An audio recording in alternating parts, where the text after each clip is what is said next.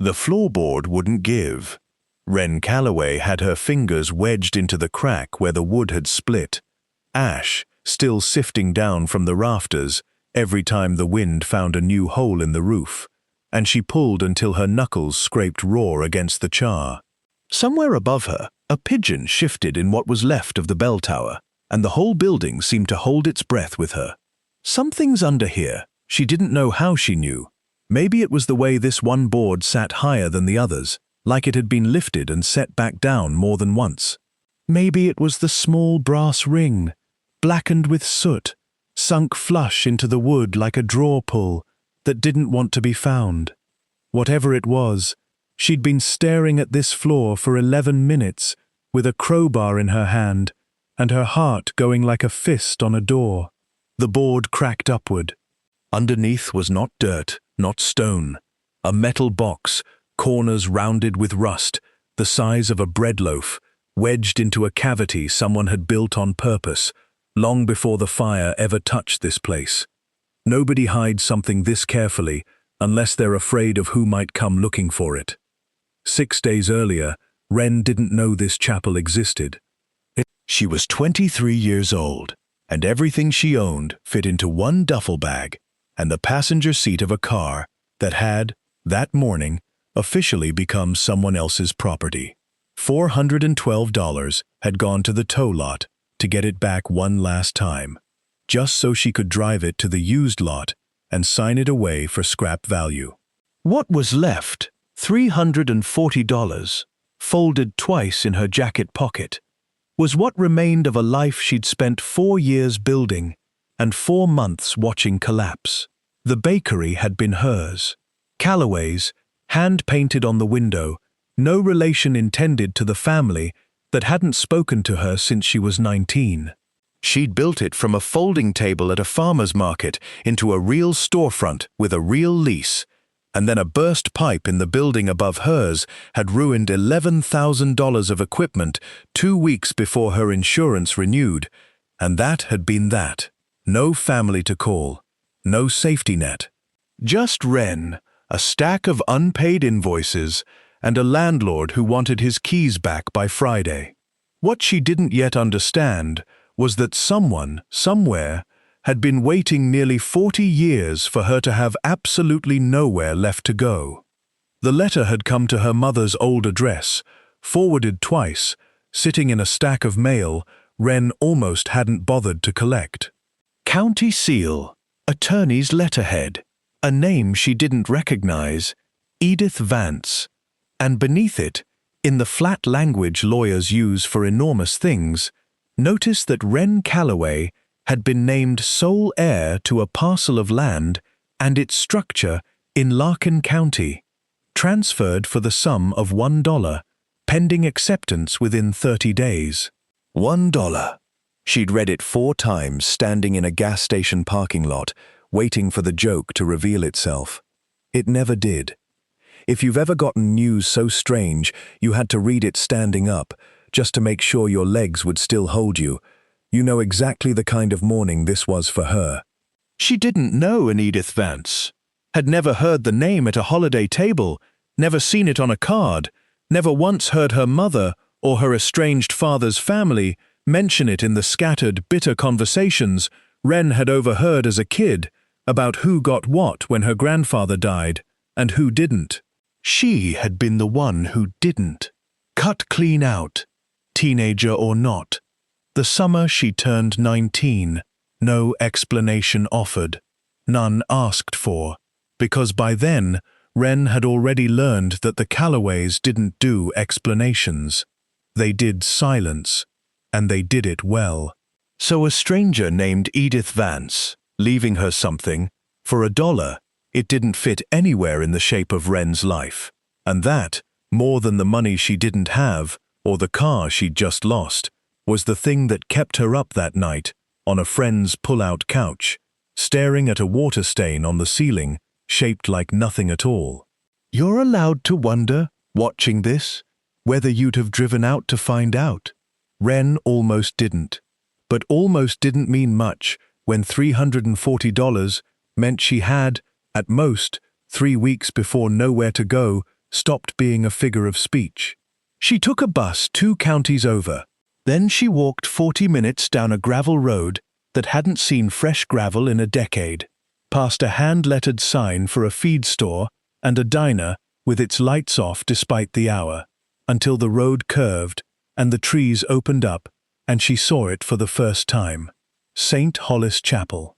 That was the name on the county paperwork, though nothing about it looked like a saint had blessed it in a very long time.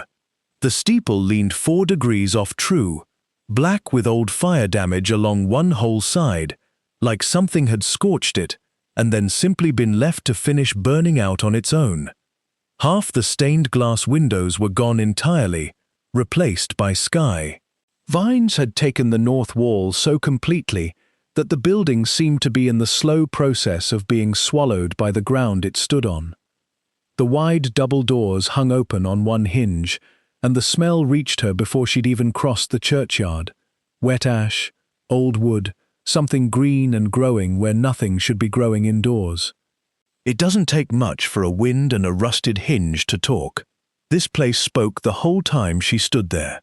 She stood at the edge of the property for a long moment, duffel bag over one shoulder, listening to that hinge creak somewhere inside, like a held breath finally let go, and felt the doubt land in her chest all at once, heavy and specific. This was hers. For $1, this ruin was legally hers, and she had no earthly idea what she was supposed to do with it, or why a woman she'd never met had wanted her to have it. She thought, seriously, about turning around and walking back to the bus stop. But there was nowhere else the bus was going to take her. $340. No car, no lease, no family who'd take her call. Whatever this place was, it was the only door still open to her. So she walked in. The inside was worse and somehow gentler than the outside.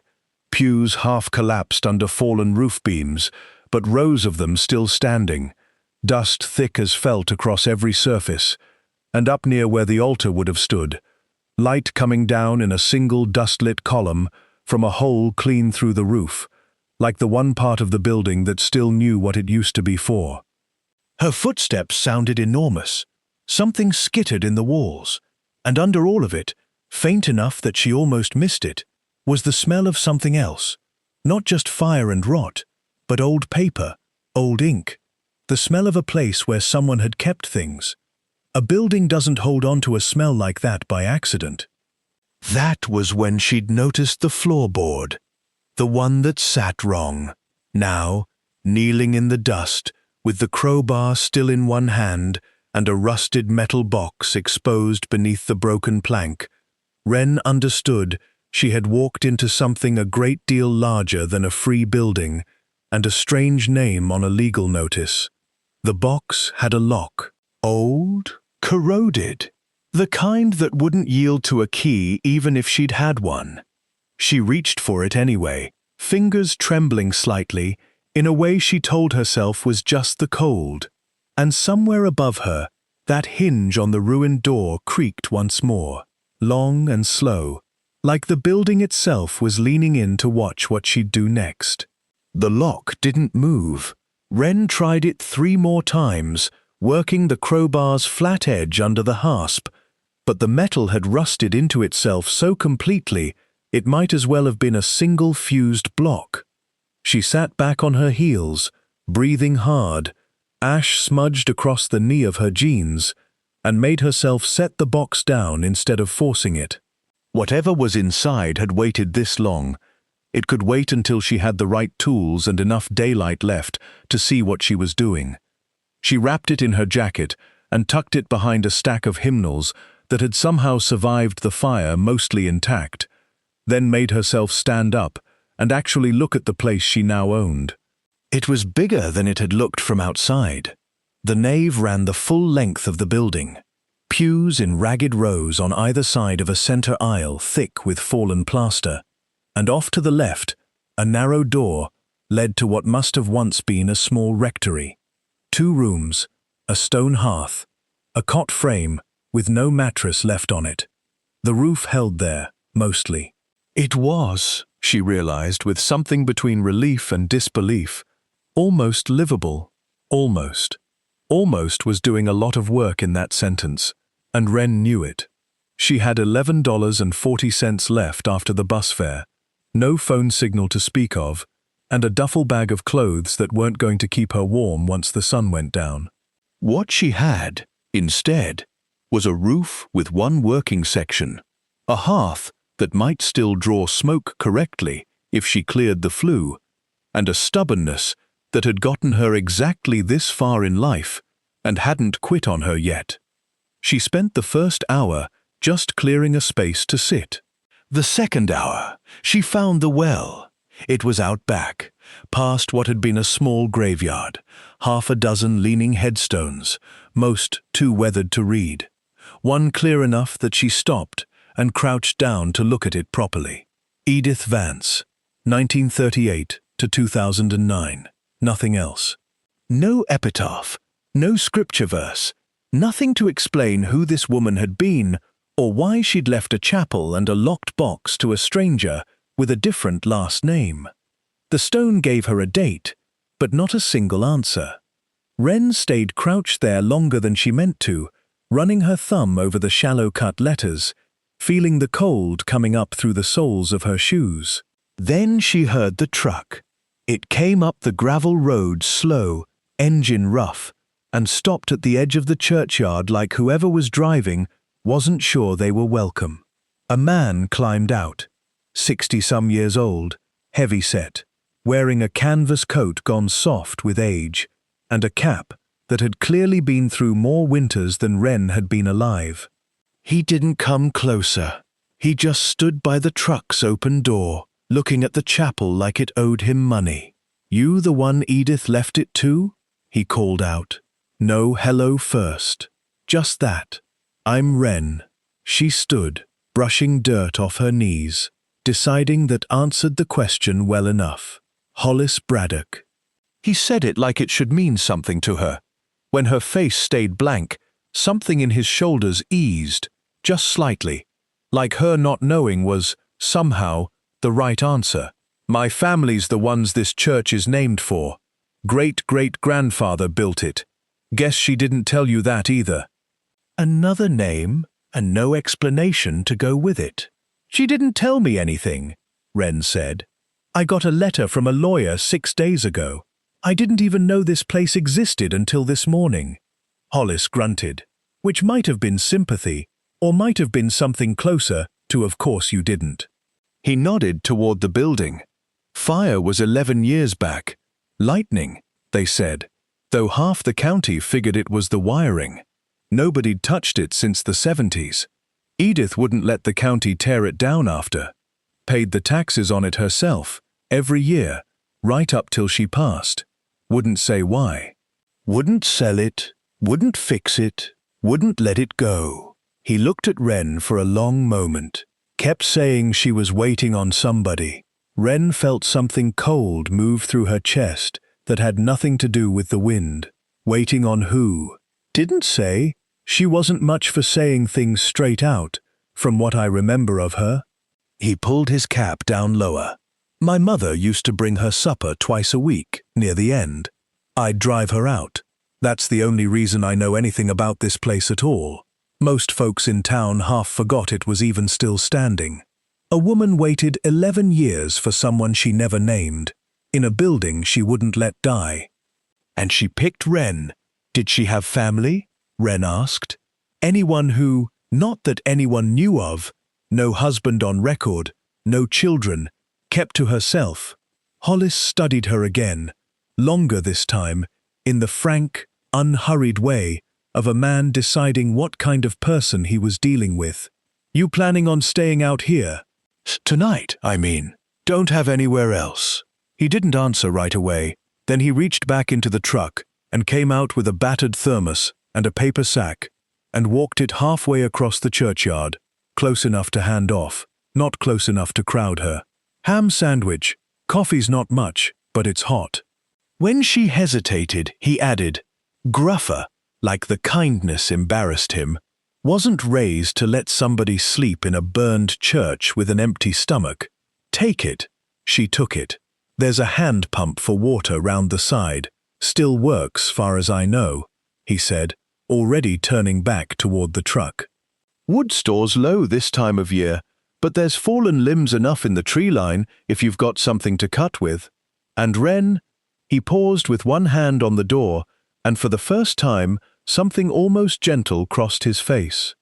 Whatever Edith saw in you, she wasn't a foolish woman. Ornery, private, half the town thought she was strange as they come. But not foolish. Not once in 40 years. He said it like he believed it. Wren wasn't sure yet if she did. The truck pulled away down the gravel road, engine fading into the tree line, and then it was just Wren, the chapel, and a paper sack of food that felt, in that moment, like the first kind thing anyone had done for her in longer than she wanted to admit. She ate, sitting on the chapel's front steps, watching the light go gold and then grey over the churchyard, over Edith Vance's leaning headstone, over the tree line where Hollis's truck had disappeared. The box was still wrapped in her jacket behind the hymnals. She hadn't forgotten it. She doubted she'd forget it if she lived to be Edith's age, but something about the day had shifted its shape. It wasn't only about what was locked inside anymore. It was about a woman who'd paid taxes for 11 years on a ruin, waiting on someone she never named, and a great-great-grandson who still drove out to check on strangers because his mother had raised him to. Small kindnesses first. The rest could wait one more night. She banked what fire she could manage in the hearth once dark came down fully, using dry hymnal pages as kindling and hating herself only a little for it, and lay down on the cot frame with her jacket for a pillow and the wrapped box tucked against her side, like something that might, if she wasn't careful, slip away in the night. Above her, through the hole in the roof, she could see actual stars, more of them than she'd ever seen from the apartment over the bakery, back when there had been a bakery, back when the biggest question in her life had been whether the sourdough starter would be ready by Thursday. Tomorrow, she told herself, I'll get that lock open. But sleep came for her faster than she expected, and the last thing she was aware of, drifting off in a burned chapel that smelled of ash and old paper, and faintly of wood smoke from Hollis Braddock's thermos coffee, was the sound of that front door hinge, creaking once more in the wind, long and slow and patient, like it had all the time in the world to wait for morning.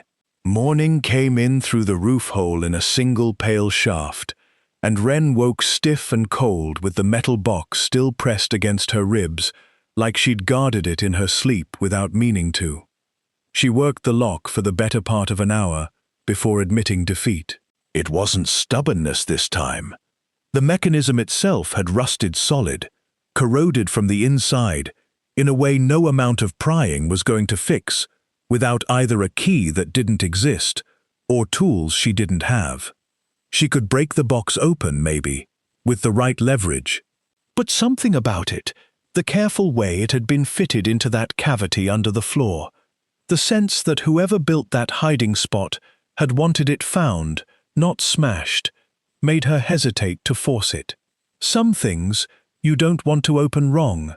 You only get to open them once.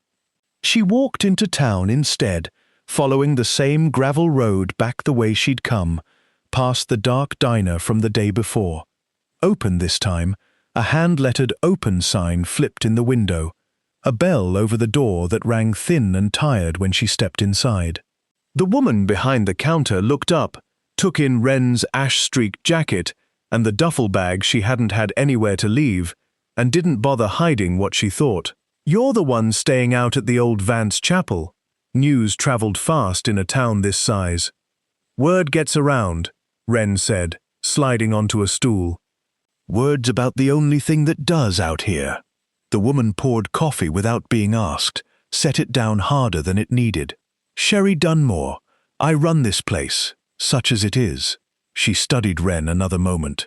"Folks are saying Edith Vance left that wreck to some girl nobody's ever heard of. Half of them think it's a mistake. Other half think you talked some old lawyer into it. Straight to the point. No pretending otherwise. "It's not a mistake," Wren said evenly, though something in her chest tightened at the accusation buried in, talked some old lawyer into it. "I never met the woman. I don't even know why she picked me." "That's what I told Carl," Sherry said, mostly to herself, wiping down a counter that didn't need it. "Said if she was trying to con somebody, she'd have picked a better story than I have no idea why." She said it like a compliment, backhanded as it was, and went to refill a coffee 2 stools down, without further comment. Local skeptic, seed planted, but not unkind, just cautious, the way people get when they've been burned before. Wren asked, carefully, if anyone in town knew a locksmith, and Sherry pointed her 2 streets over to a hardware store that had, according to her, been run by the same family since before the chapel burned. The man there, older, quiet, more interested in his crossword than in conversation, took one look at the box and shook his head slowly. "That's not a lock you pick," he said. "That's a lock you cut. Bring it back Thursday. I'll have the right blade in by then." 3 more days. The waiting had a texture all its own.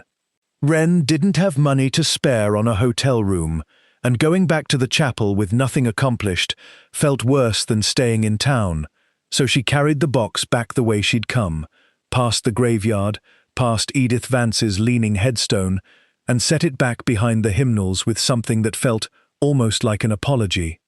If she had to wait 3 days, she decided, she'd spend them making the chapel livable instead of sitting still. She started with the roof. Using fallen branches and a length of tarp, she found balled up in the rectory's stone hearth. Edith's, she guessed, from some earlier and now abandoned attempt at keeping the weather out.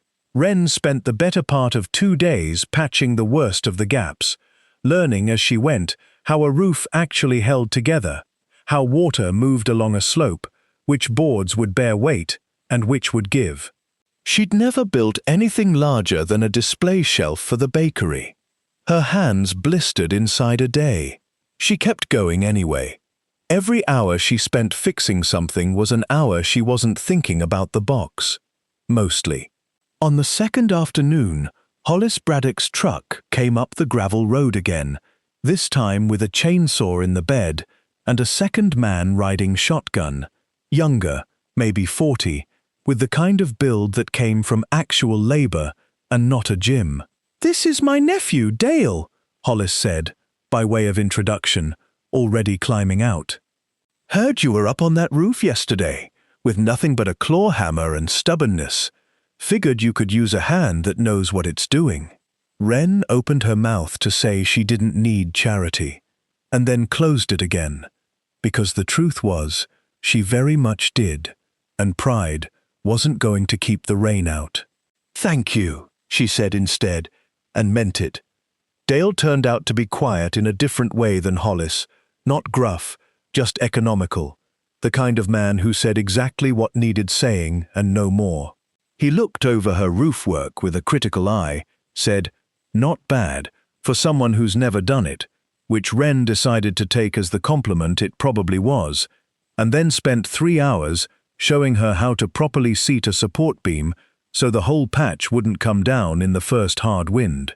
Mentor figure, second one. Quieter, more skill-focused, letting his hands do most of the talking. Somewhere in the middle of the afternoon, while Dale was up on the roof and Hollis was sorting through a pile of salvageable lumber, Wren found herself asking the question that had been sitting under her ribs since the graveyard.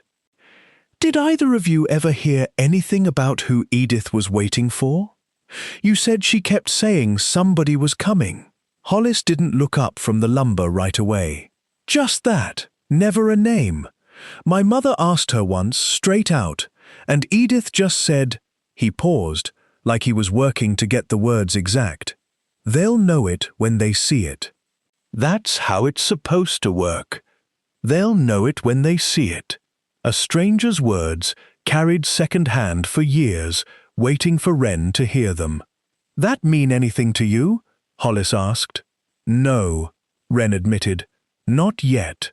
He nodded slowly, like "not yet" was an answer he respected more than a flat no would have been, and went back to sorting lumber without pressing further. By the time the light started going long and gold again, the roof over the rectory was sound enough to trust, and Wren had blisters on both palms and a strange, unfamiliar feeling settling into her chest that she didn't have a name for yet. Something like being looked after, which wasn't a thing that had happened to her in longer than she cared to count. Dale and Hollis loaded the chainsaw back into the truck bed as the sky went the color of a low fire. "Thursday," Hollis said, before he climbed in. "You said the locksmith wants it Thursday. That's what he said. We'll come by that evening then. See what's inside." He said it plainly, like it was already decided, like of course they'd want to know, and Wren found she didn't mind the assumption at all. The truck pulled away, and Wren stood alone in the deepening dark, looking up at her newly patched roof, at the first stars starting to show through the parts she hadn't gotten to yet, and thought about a woman who'd told her mother's oldest friend, decades before Wren was even born, "They'll know it when they see it." 2 more nights, she thought, climbing onto the cot, pulling her jacket tighter against the cold. 2 more nights, and then I'll know what she meant. Somewhere out past the graveyard, an owl called once, and did not call again. The 2 days passed slower than any 2 days Wren could remember. She kept busy, clearing debris from the nave, hauling broken pew wood into a stack for burning, scrubbing decades of soot off the one stretch of stained glass that had survived mostly intact. A panel of deep blue and gold that must have once shown some biblical scene, now too fire-damaged to make out clearly. Little by little, the chapel stopped looking like a ruin and started looking like a place someone lived. Small progress, the kind that doesn't announce itself, just adds up. On the second morning, hauling water up from the hand pump, she found something half buried near the rectory's back wall. A rusted tin sign, curled at the edges, the paint mostly gone. She scraped at it with her thumbnail until a few letters came clear. Olis Feed and GR. Some old business maybe, long since folded. The kind of thing that meant nothing to her, and everything to whoever had once walked past it every day. Another small thing that didn't fit anywhere yet. She was starting to get used to that feeling. She mentioned it to Sherry on her second trip into town for supplies, mostly to make conversation while she counted out coins for a loaf of bread she couldn't really spare. Sherry's face did something complicated. "Braddock Feed and Grain," she said. "That was Hollis's grandfather's business, before my time even.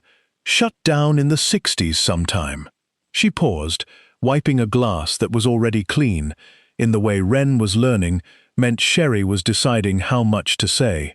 Funny thing to find buried behind a church that isn't even a Braddock church by name.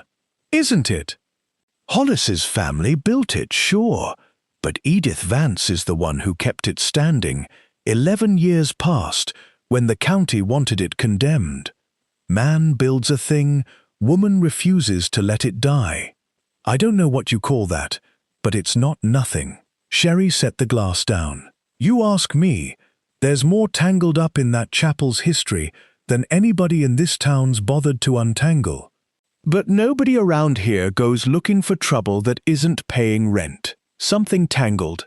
Sherry knew it too, and wasn't digging either, which made Wren wonder, for the first time, if maybe nobody had ever asked the right question. Thursday came grey and threatening rain. Wren walked the box into town herself, cradled against her chest under her jacket like something that might bruise, and the hardware store owner, Ansel, she'd learned his name was, on her second visit, set it on his workbench and got to work with a blade thin enough to slip into the lock's seized mechanism without forcing the old metal to shatter. It took him nearly 40 minutes. Wren stood the whole time, arms crossed, watching sparks catch the dim light of the shop, saying nothing, because there was nothing to say that wouldn't have come out as hurry, or please, or I've been waiting my whole life without knowing it, for whatever's in there, none of which felt like things you said out loud, to a stranger with a blade in his hand. The waiting had gone on so long, it had almost become the point of the whole thing. The lock gave with a small, tired click. Ansel looked up at her. "You want privacy for this?" "No," Wren said, surprising herself. "No, I think I want it open now." He lifted the lid. Inside, wrapped in oilcloth gone brittle and yellow with age, was a thick bundle of cash, not new bills, but old ones, bound with a paper strap that had long since lost its adhesive and simply sat there out of habit. Beneath the cash, a smaller bundle of folded documents, official-looking, the ink faded but legible. And tucked into the corner, in its own separate fold of cloth, a sealed envelope with a single word written across the front in a careful, old-fashioned hand. "Whoever you are." Not a name, not even a guess at one, just an acknowledgement that Edith Vance had never known who would end up standing here, and had written to them anyway. Wren's hands were shaking when she picked it up. Ansel, to his credit, said nothing about it, just quietly began counting the cash bundle on his workbench with the practiced neutrality of a man who dealt in second-hand tools and understood that some things weren't his business. "Little over 11,000, he said finally, low, like even saying the number too loud might disturb something. "That's counting the older bills at close to face. Some of these might be worth more to a collector than the number printed on them. You'd want somebody who knows currency to look at it proper." $11,000. More money than Wren had seen in one place in her entire life. More than the bakery had made in its best month. Sitting in a rusted box under a burned floor, in a church nobody had thought worth saving. She did not open the envelope. Not there. Not in Ansel's shop with the smell of machine oil and old metal all around her, and a stranger's careful economy filling the silence where her own words should have been. Some things you read alone. Even Wren, $340 from homeless 6 days ago, knew that much. She wrapped everything back in the oilcloth, thanked Ansel, who waved off her thanks with the same gruff economy Dale had shown on the roof, like kindness embarrassed all the men in this town equally, and walked back out into a rain that had finally started to fall, cold and steady, soaking through her jacket before she'd made it half a mile down the gravel road. She didn't hurry. Some part of her wanted the walk to last, wanted a little more time before whatever was in that envelope changed the shape of things again, the way the lawyer's letter had, the way the site of the chapel itself had, 6 days and a lifetime ago. Every discovery this week had led straight into a bigger question. She was starting to wonder if this one would be different, or if the envelope was just another door leading to one more locked room. Hollis's truck was already parked in the churchyard when she arrived, headlights cutting through the rain, Dale beside him in the cab. They'd come, just as promised, to see what was inside. Wren stood at the edge of the property, soaked through, the box and its contents held against her chest, and looked at the 2 men waiting for her in the truck, and at the chapel behind them, with its patched roof and its one surviving stained-glass window catching what little light there was, and felt something she hadn't let herself feel yet in all of this. Not just relief, not just money. Something that felt almost like being expected. She lifted the envelope out from beneath her jacket, rain running down the back of her neck, and looked at those 3 words in Edith Vance's careful hand. "Whoever you are," and understood, standing there, that she was about to find out exactly what kind of person had spent 40 years waiting for a stranger she'd never lived to meet. She walked toward the truck, toward the 2 men who'd shown up without being asked twice this week, toward the warm light of a chapel that was, however slowly, starting to feel like something closer to home. Whatever the letter said, she wasn't going to read it alone, not this one. Inside the chapel, Hollis had gotten a fire going in the hearth while Wren was still peeling off her soaked jacket, and Dale had found 3 mismatched chairs from somewhere among the wreckage and set them in a rough half-circle facing the flames, like he'd known, without being told, that this wasn't a moment anyone should stand through. Wren sat with the envelope in her lap for a long moment before she opened it. The paper had waited 40 years. A few more seconds wouldn't hurt anything. She let herself have them anyway. The rain kept up outside, drumming steady on the tarp she'd patched into the roof 2 days before, and somewhere above them, a gap she hadn't caught yet, let in a thin, cold trickle that hissed faintly against the fire. Hollis and Dale said nothing, just watched the flames, giving her the kind of privacy that only comes from people choosing not to look at you. She broke the seal.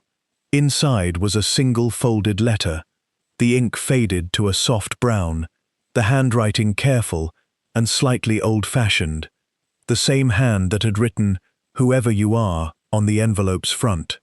She read it out loud. She wasn't sure why. Maybe because Hollis and Dale had shown up in the rain to be here for it. Maybe because reading it silently felt like it would make the moment smaller than it deserved to be. "Whoever you are, I have thought of you longer than I ever thought I would live to. I do not know your name, or your face, or what brought you to a burned-down church that the rest of this town gave up on years before I did. I only know that you came, because if you are reading this, the door found the person it was waiting for. I want to tell you something plainly, because I never learned to say things any other way. The money in this box is not the gift. It was never the gift. Money runs out, or gets spent wrong, or disappears into whatever hole is closest at the time. I have watched that happen to better people than either of us. What I am leaving you is the ground under your feet, and a roof, however poor a state you find it in, and the chance to decide for yourself what kind of life gets built on top of it. That is the only inheritance worth having. Everything else is just paper." Wren stopped reading for a moment. The fire popped. Dale shifted in his chair but didn't speak. A stranger had put into words the exact thing Wren hadn't let herself believe yet, that the money mattered less than what she chose to do standing here. She kept going. "I bought this land for almost nothing, the same as I am passing it to you for almost nothing, because I believe some things should never cost what they are worth. Otherwise, only the people who already have enough would ever get to start over. I was not always the woman this town remembers, private and strange and keeping to herself. I was, once, exactly where you are now. I will not tell you the whole of it. Some things belong only to the person who lived them, but I will tell you this much. I arrived here with less than you likely have, and less kindness shown to me than I suspect this town has already shown you, if Hollis Braddock's family is still anything like his grandfather was. Watch for people like that. They are worth more than any box under a floorboard." A direct confirmation. Edith had known, or guessed, exactly who would end up finding this letter, or at least what kind of welcome they'd receive. Hollis made a low sound in his throat, something caught between surprise and something gentler, and looked hard into the fire, like he needed somewhere else to put his face for a second. Wren read on, quieter now. "I am not asking you to rebuild this chapel as a chapel again, unless that is what you want. I am asking you to rebuild something. A home, a business, a place where somebody else, someday, finds themselves the way you have found yourself here, with nothing, and then, slowly, with everything they need. That is the only debt I am asking you to repay, and you may take as long as you like to pay it. They will tell you in town that I was waiting on somebody all these years and never said who. The truth is, I did not know who. I only knew that this land, this money, this roof over your head tonight, none of it was mine to keep. It was only mine to hold, until the right hands were ready for it. I believe, whoever you are, that they are yours. Take care of the ground. It will take care of you back if you let it. Edith Vance." The chapel was very quiet when she finished. Just the fire, And the rain, and that thin, cold trickle still hissing where the roof needed more work. The money had been the least interesting thing in that box, and Wren understood, for the first time since the lawyer's letter arrived 6 days ago, exactly why. She knew, Wren said finally, mostly to herself. She didn't know my name, but she knew this. She gestured vaguely at the room, the fire, the 2 men who'd driven out in the rain without being asked. She knew this part would happen. Somebody showing up, people helping. She lived here 40-some years, Hollis said, voice rougher than usual. Watched this whole town rise and fall more than once. Reckon she knew people better than most of us know ourselves. He was quiet a moment, staring at the fire. My grandfather never talked about her much. I always figured that meant there wasn't much to talk about. Starting to think, maybe it meant the opposite. Another thread left dangling. Hollis's grandfather, and a silence that might mean more than Wren had assumed. Dale spoke for the first time since they'd sat down, quiet and even. She says take as long as you like. Reckon that's the part that matters most. Nobody's asking you to fix 150 years of a falling down church in a season. No, Wren agreed. But I think I want to try anyway. She said it before she'd fully decided it was true, and felt the truth of it settle into her chest, only after the words were already out. A small, steady certainty she hadn't expected to feel this soon, sitting in a half-burned chapel, with rain coming through a hole she hadn't patched yet, and $11,000 in old bills folded on her lap, like it was the least important thing in the room. Edith had made sure of that, on purpose, 40 years in advance. Outside, the rain was easing into something softer, and through the chapel's one surviving stained glass panel, what little moonlight made it past the clouds came through in a faint wash of blue and gold across the floor. Right about where the loose board had been, right where the box had waited under the floor for longer than Wren had been alive. Hollis stood, finally, stretching stiff shoulders. Well, if you mean to actually try this, fix this place up proper, you're going to need more than a claw hammer and $11,000 stretched thin. He looked at her steady, the gruffness back in his voice, like it was easier to hide behind than whatever he'd been feeling a moment ago. Dale and I aren't doing anything most Saturdays that can't wait. An offer, not quite spoken plainly, the way Hollis seemed to prefer it. I can't ask you to— Didn't ask you to ask, Hollis said. Edith didn't ask either, from the sound of that letter. Some things you just do. Wren looked down at the letter again, at Edith's careful, old-fashioned hand, at the line she already knew she'd be thinking about long after tonight. It was only mine to hold, until the right hands were ready for it.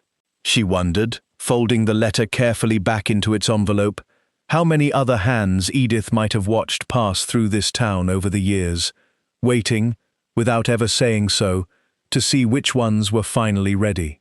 The next 3 weeks blurred together in a way Wren would later struggle to separate into individual days. Waking before light, working until her hands wouldn't close properly around a hammer handle, falling asleep some nights before she'd even finished eating whatever Sherry had sent home with Hollis that day, because word had apparently gotten around the diner too, and Sherry Dunmore's way of expressing cautious approval, it turned out, was to overfeed people she'd decided not to distrust anymore. Small kindnesses kept arriving from unexpected directions. Wren was starting to lose count of them, which felt like its own kind of wealth. She used part of Edith's money carefully, new roofing material first, because a dry building was worth more than anything else she could spend on. A second-hand water heater, enough lumber to properly rebuild the collapsed section of pews, though she left most of the nave open once they were cleared, uncertain yet what she wanted the space to become. She was careful, too, about how much she let herself spend, some old bakery owner instinct refusing to let a windfall feel like it couldn't run out again. Hollis and Dale came most Saturdays, sometimes a weekday evening too, if Dale's own work let up early.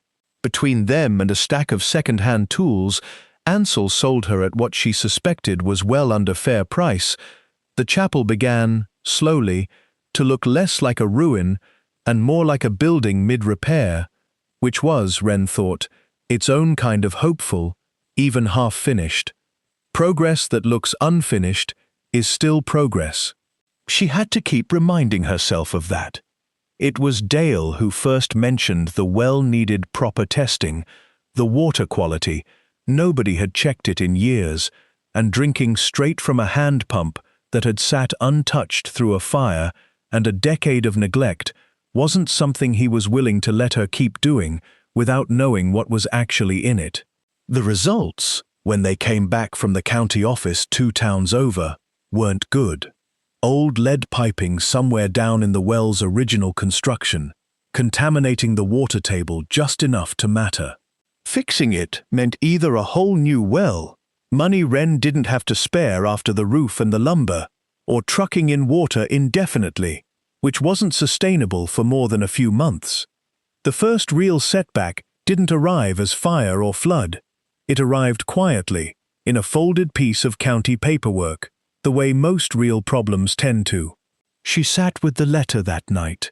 She'd taken to reading it again on nights the work felt heaviest, not for new information, but for the steadiness of Edith's voice, and tried to work out, with the $11,000 dwindling faster than she'd planned for, whether this was the kind of setback that ended things, or just the kind that tested whether she meant what she'd said in front of Hollis and Dale 3 weeks ago. "I think I want to try anyway," she'd told them. She hadn't expected the trying to hurt this much this soon. She went into town the next morning, less for supplies than because sitting alone with the problem wasn't accomplishing anything, and found Sherry behind the counter, same as always, wiping down surfaces that didn't need it. "You look like the roof caved in again," Sherry said, setting down coffee without asking. "Well," Wren said, "not the roof." She explained the well, the lead, the cost of a proper fix, and watched Sherry's face do the complicated thing it had done once before, weighing how much to say. "Carl Nettles runs a drilling outfit 2 counties over," Sherry said finally. "Does wells, mostly for the farms out past Larkin Creek. He's not cheap, but he's fair, and he's decent, which is more than I can say for some outfits that'd smell a young woman alone out at that chapel and charge you double." She paused. "I could call him. Tell him it's for the Vance place. Might get you a fairer number than you'd get walking in cold." Sherry, offering help without being asked twice. A small softening Wren hadn't expected quite this soon. "I don't want to be a charity case to this whole town," Wren said, more sharply than she meant to, tiredness sharpening the edge of it. Sherry's expression didn't soften exactly, but something in it steadied. "Nobody's making you a charity case. I'm making a phone call for a fair price, same as I'd do for anybody else in this town who asked. You want to keep standing on your own 2 feet? Fine. Pay the man his fair price when he comes. Just don't let pride talk you into paying double out of some notion that needing a phone call makes you weak. That's not strength. That's just stubborn." It landed harder than Wren expected, mostly because some part of her recognized it as true. She thought of the 11-year-old tin sign behind the rectory, of Braddock Feed and Grain, of a town that had apparently been quietly holding each other up in small, unspoken ways for generations, long before Wren ever arrived to need any of it herself. "Okay," she said. "Thank you for coming. It's been a real treat seeing you and the family." Carl Nettles came out 2 days later, took one look at the old well and confirmed what the county paperwork had already said, though his price, as promised, came in nearly a third below what Wren had steeled herself to hear. It still ate more of Edith's money than she wanted to spend all at once, more than she had left to comfortably finish the rest of the roof, which meant the roof work would have to slow, which meant more nights with a tarp instead of proper shingles over the rectory's back half. One fix bought at the cost of another. That was, She was starting to understand most of what rebuilding actually looked like. Not one clean line of progress, but a constant, uneven trading of problems. She told Hollis about it the following Saturday, mostly because he'd have noticed the well crew's tire tracks anyway, and she'd rather he heard it from her than guessed at something worse. He listened without interrupting, the way he tended to, and when she finished, he was quiet a moment, working a nail loose from a board, with more focus than the task strictly required. "You know," he said finally, "when my grandfather ran the feed store, there were years the crop came in bad, 3 seasons running. Whole town nearly folded. What got people through wasn't any one person having enough. It was everybody having a little, and passing it around till it reached whoever needed it most that particular week." He set the board down. Edith understood that better than most, from what little I ever heard. Maybe that's part of why she wouldn't let this place go, all those years. Kept a piece of that idea alive, even after there wasn't much town left to remember it. Another small piece of Edith, offered second-hand, adding weight to a picture that was still only half-formed. "You keep saying things like that," Wren said, "like you know more about her than you've told me." Hollis didn't answer right away, and something in the pause made Wren's chest go tight in a way she couldn't quite name. "I know less than you'd think," he said finally. "Just enough old stories to make me curious, same as you." He picked the nail back up, turned it over once in his fingers, and didn't meet her eyes when he added, quieter, "Might be worth asking my mother sometime, while she's still sharp enough to ask. She knew Edith longer than I did." A door cracked open, and then just as quickly left half shut. Wren filed it away, next to the tin sign, next to "They'll know it when they see it," another thread she hadn't pulled yet. The well was fixed within the week, clean water, tested twice to be sure. But the roof's back section stayed under tarp another month longer than Wren had planned, and some nights, lying under it listening to rain find whatever new gap it could, she thought about Hollis's mother, and about how much of Edith Vance's story was apparently still sitting untold in this town, waiting the same patient way the chapel itself had waited, for someone to finally come ask.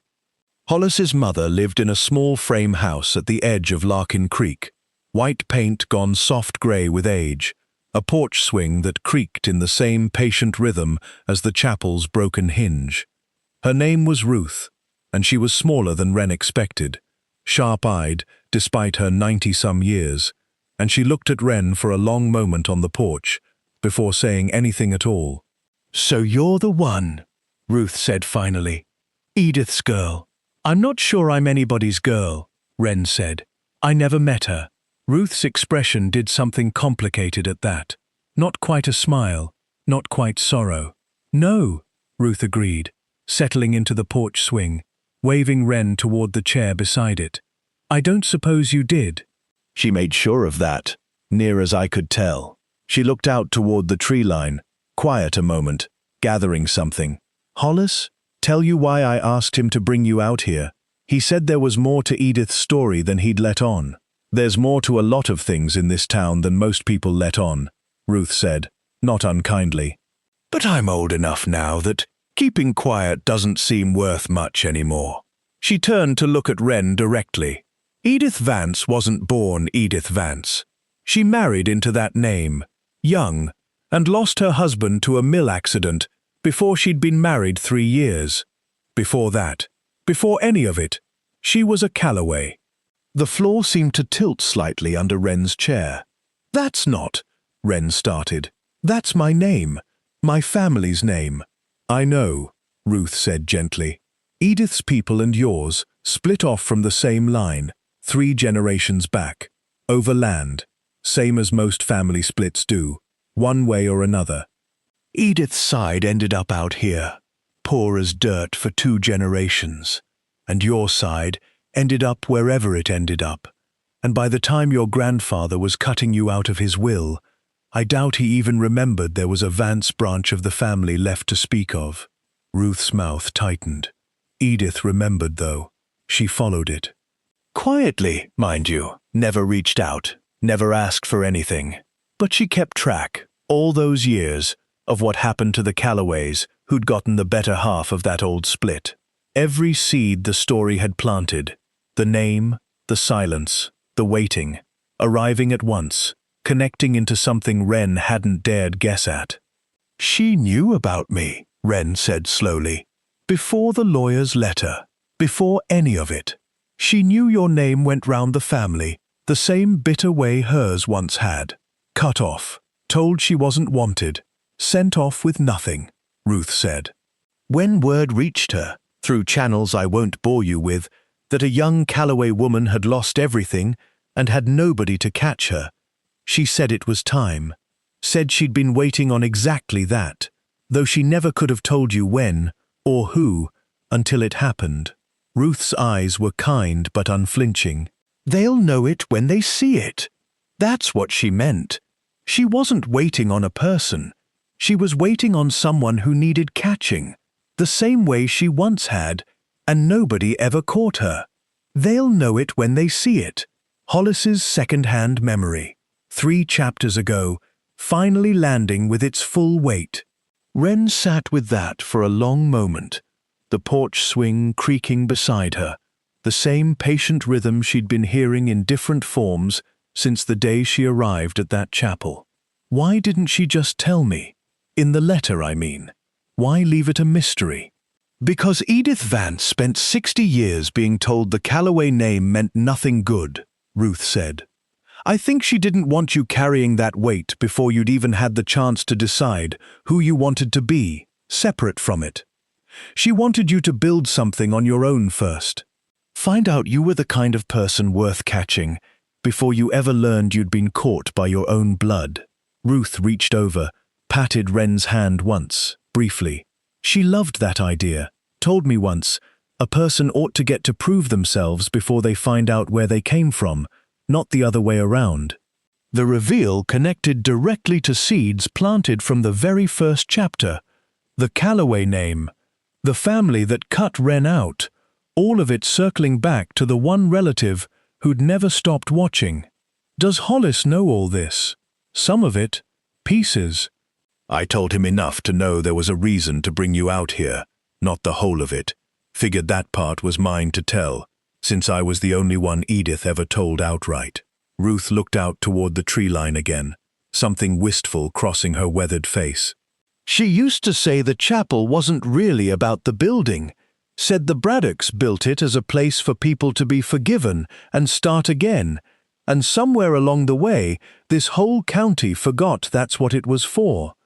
She wanted it to go back to being that, just needed the right person standing in it. Wren sat with the porch swing creaking, the late afternoon light going gold over the tree line, and felt something settle in her chest that was larger than relief and gentler than grief, something closer to being, for the first time in longer than she could remember, genuinely known. Not just found, known, by a woman she'd never met, who'd nonetheless understood exactly what kind of catching Wren would eventually need. Thank you, Wren said finally, for telling me. Ruth patted her hand once more. Thank Edith. I just kept the door unlocked till somebody finally thought to knock. The fire started in the old bell tower 2 weeks after Wren returned from Ruth's porch, on a dry, wind-scoured afternoon when she was up on a ladder replacing shingles Dale had cut for her the week before.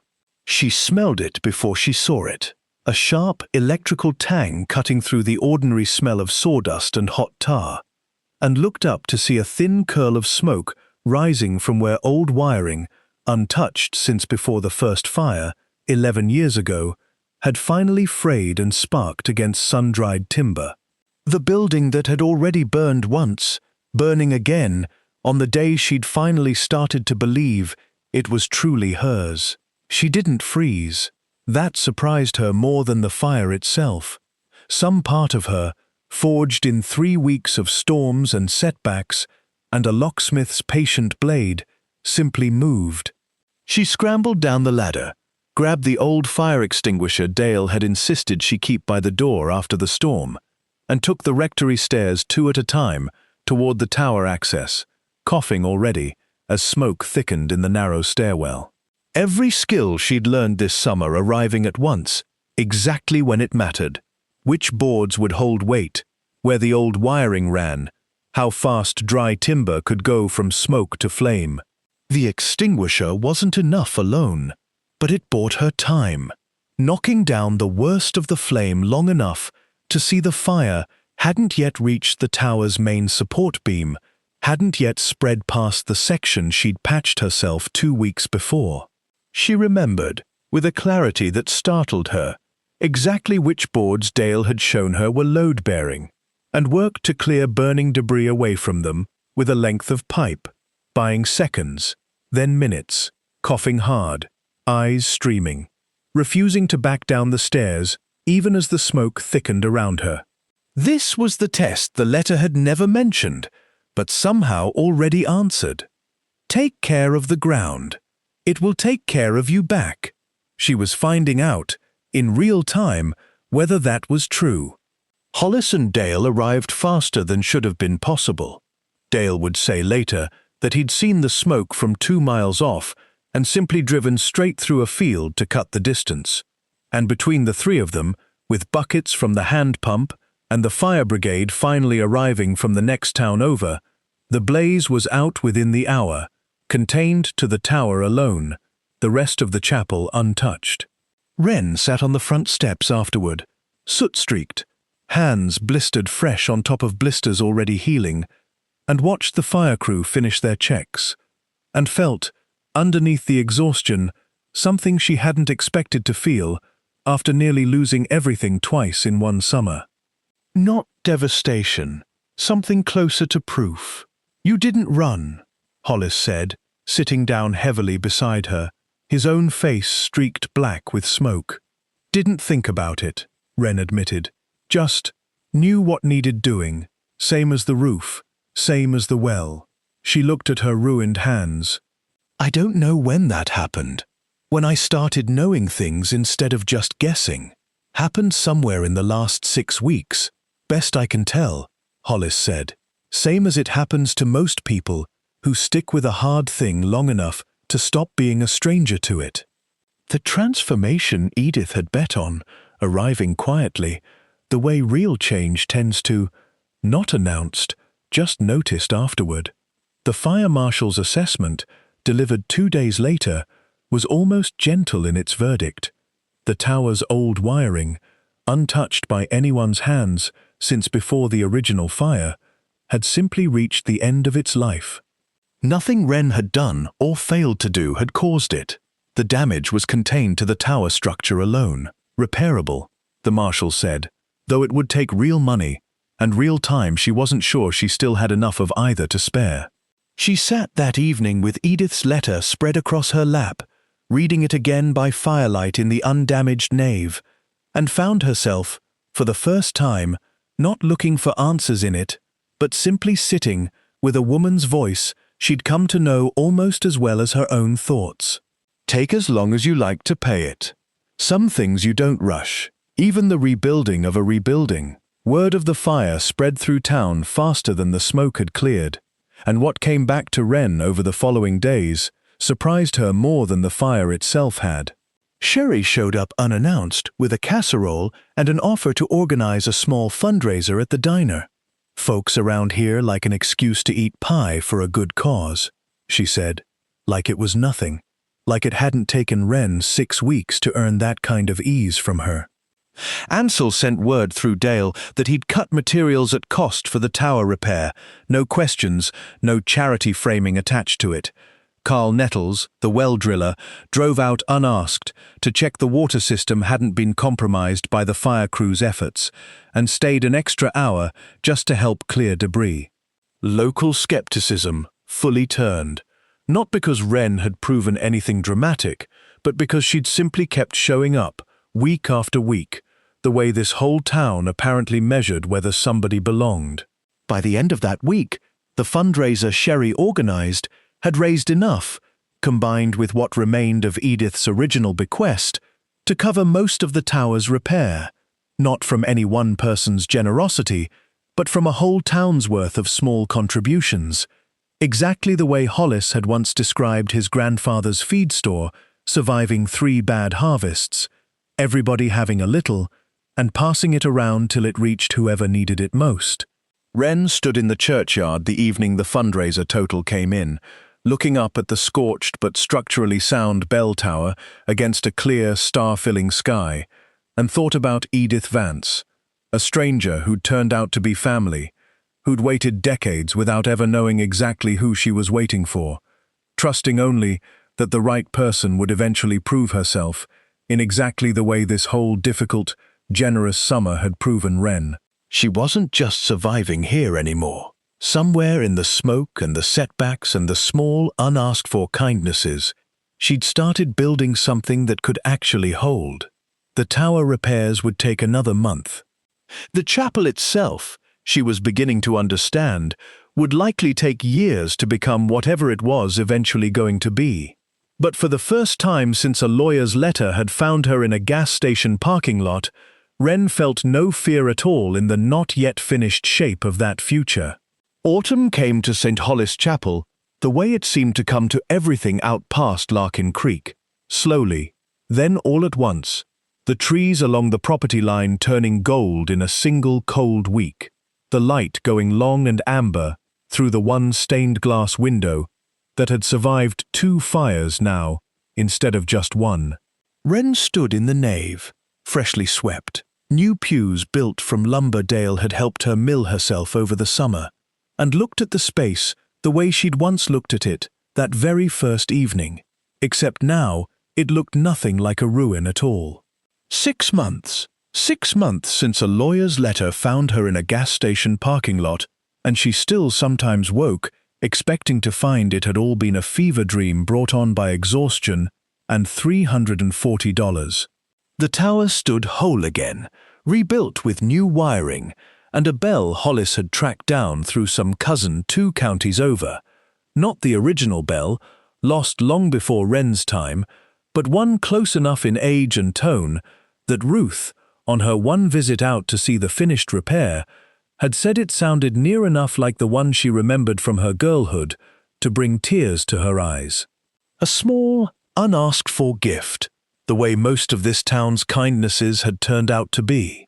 Wren had made a decision, somewhere in the slow turn of that autumn, about what the chapel would become.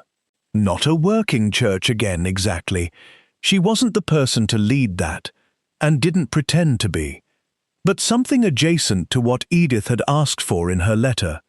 A place where somebody else, someday, could find themselves the way Wren had found herself here. She'd started small. A Saturday morning where anyone in town could come learn a trade skill for free. Dale teaching carpentry basics to a handful of teenagers who had nowhere better to spend their weekends. Ansel showing up some weeks to talk through basic repair work. Sherry brought food. Hollis brought stories, mostly about his grandfather's feed store, which the younger kids rolled their eyes at and listened to anyway. Small, unglamorous, entirely unlike the dramatic rescue a stranger might have imagined when they first heard the word inheritance.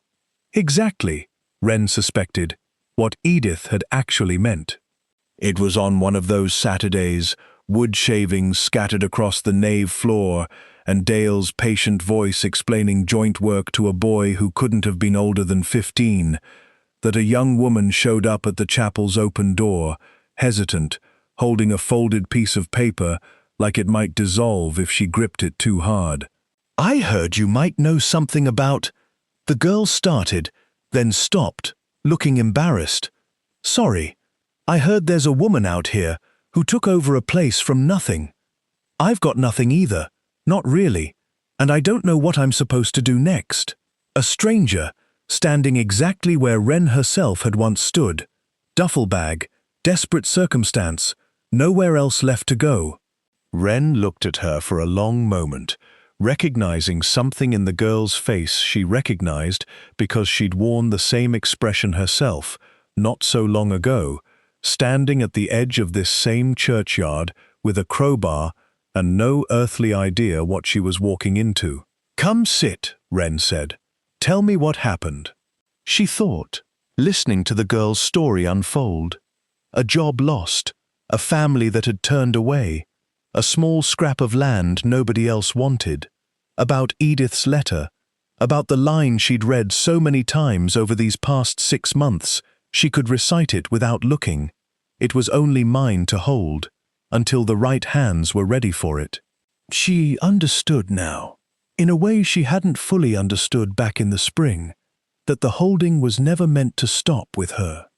That evening, after the girl had gone, promising to come back the following Saturday, Wren sat alone in the nave, with Edith's letter spread across her lap one more time, the paper soft now from months of handling, and found herself, for the first time, adding words of her own to the bottom of the page in a plain, careful hand that was nothing like Edith's old-fashioned script, but felt, somehow, like it belonged there anyway.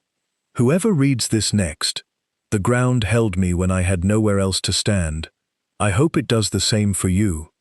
She folded the letter back into its envelope, the same one that had once said only, "Whoever you are," and tucked it into the same rusted box, back into the same hollow beneath the same floorboard, because some things, she'd decided, deserved to keep waiting exactly the way they always had, quietly, patiently, for whoever needed finding next.